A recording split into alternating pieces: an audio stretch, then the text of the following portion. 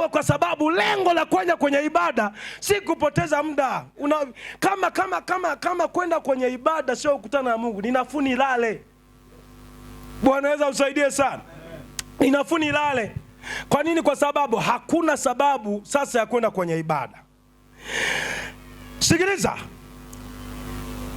tunamwabudu Mungu aliye hai, Mungu mwenye nguvu. Huyu Mungu anatamani sana mahusiano yake na mwanadamu yawe sawa, na mahusiano haya yanatengenezwa na mtu mwenyewe. Bwana Yesu asifiwe sana.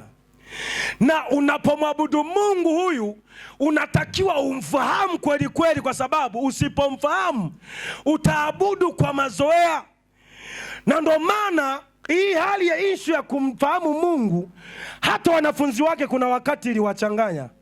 Yesu anawauliza, vipi huko nje wanasema mimi ni nani? Wakamwambia, wanasema sio wewe ni fulani, wewe sio ni Yohana, sijui. Walitaja majina, lakini Yesu akageuza swali akasema, ninyi je, mnanijuaje? Ile swali Yesu akiuliza kishamba, alijua kabisa na aliona moyoni kwamba hata kama natembea na baadhi ya wanafunzi, lakini kuna baadhi ya watu bado hawajamuelewa. Nataka nikwambie, unatakiwa umuelewe huyu Yesu, huyu Mungu ambaye tunamwabudu.